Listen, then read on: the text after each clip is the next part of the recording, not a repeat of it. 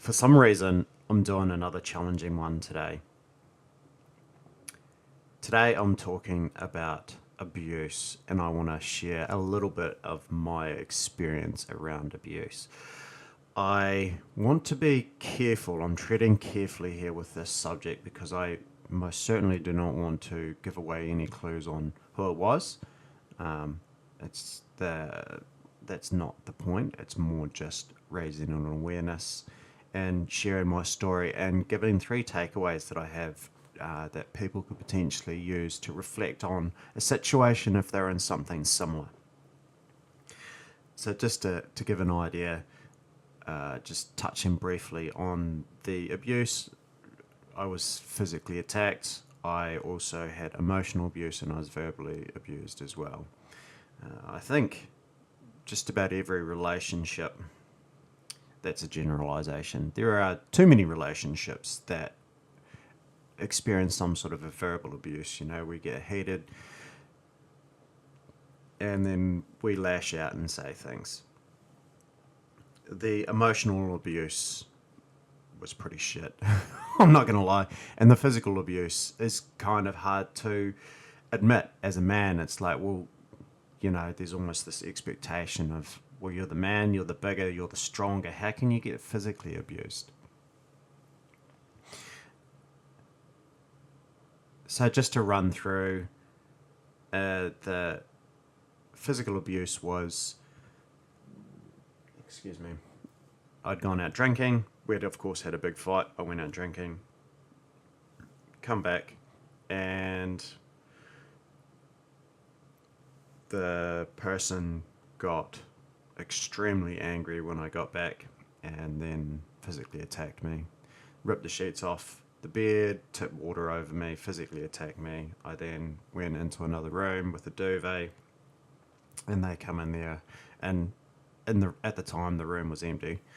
So I was literally just lying on the floor with a duvet and some pillows, and they come in and physically attack me, like sledgehammering down on me. So that was the physical, and then the emotional was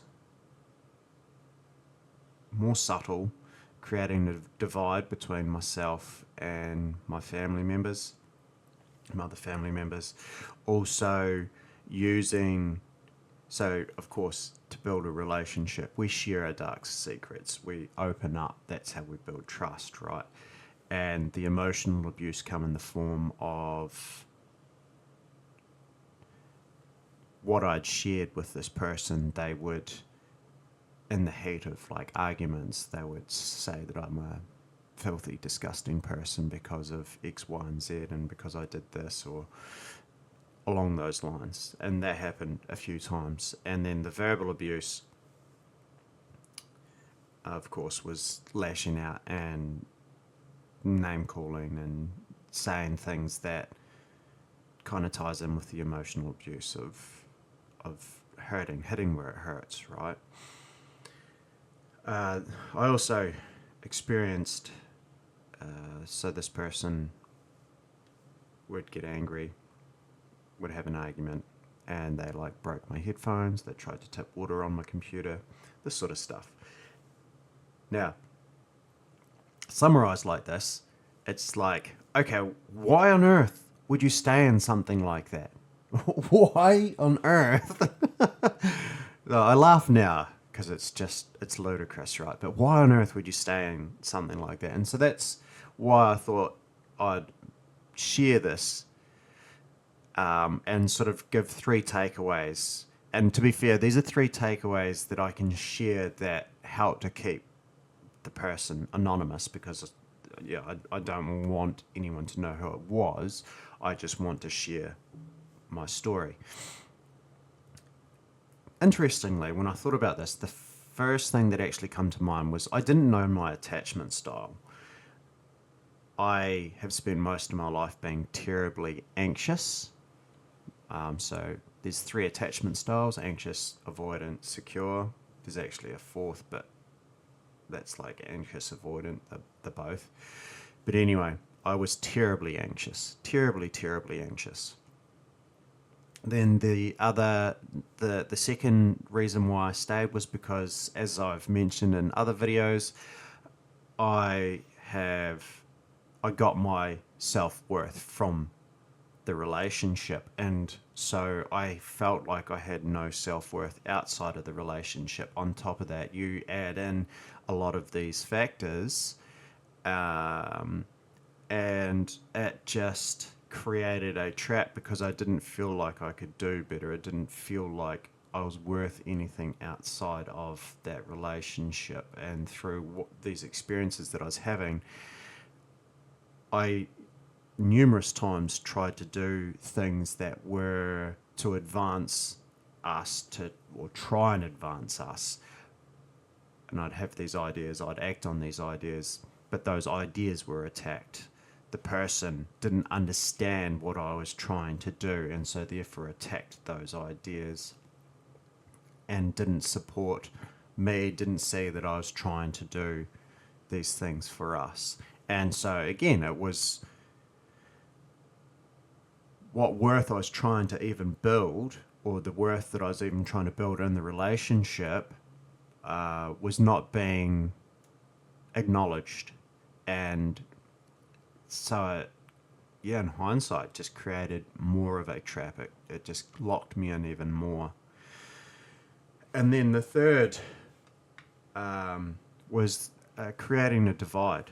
I think I might have mentioned this already, but creating a divide between myself and my family and myself and my friends. I did hold on to my friends, although they were from out of town, so I only saw them very infrequently. I did, and now still have a good relationship with my family. However, I had to, of course, talk with them. There was a divide that was created, and I didn't see it for what it was at the time, and that probably ties in again with just such low self-worth in my attachment style. So yeah, I just wanted to share this experience. Of course, very, very summarized, very simple format. The story's so much more complex, and I by no means was perfect. I did go through these experiences, and I could feel myself change, and I could feel myself becoming a person that I did not like.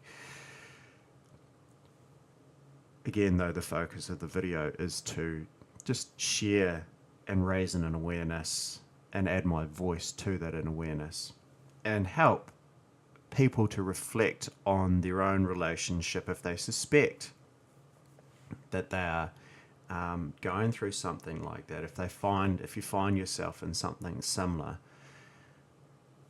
or any of these sort of examples make you wonder,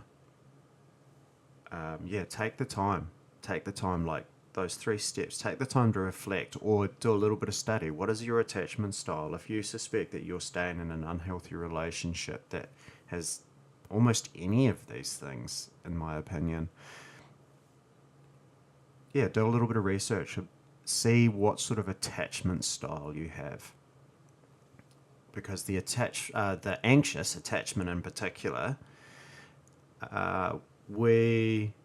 although I am far more inclined towards secure now, at the time I was incredibly anxious. And so when I say we as anxious, it's more from a past statement.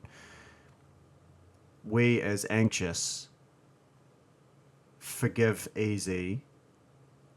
We don't tend to focus on the negative, and we tend to only focus on the positive to help hold on. We also tend to stay in a relationship far, far longer than we should.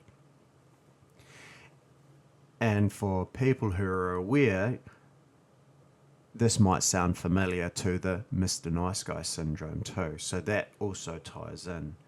At least for me it does.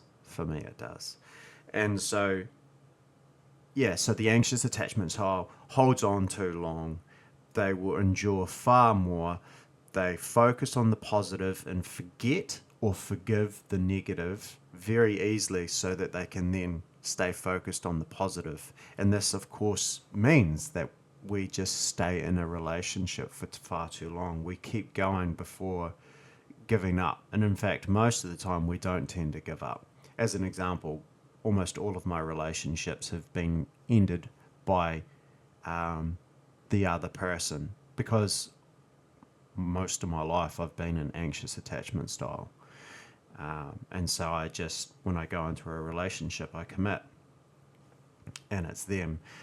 Ironically, most of my relationships have been with avoidant attachment styles. So anyway, again, do some research, see if you're an anxious attachment, and then do some work towards shifting towards secure and seeing how that's affecting the relationship that you're in. And then number 2 is, do they support you? Do they support you in the relationship? Do they support your ideas? Do they support what you want to do?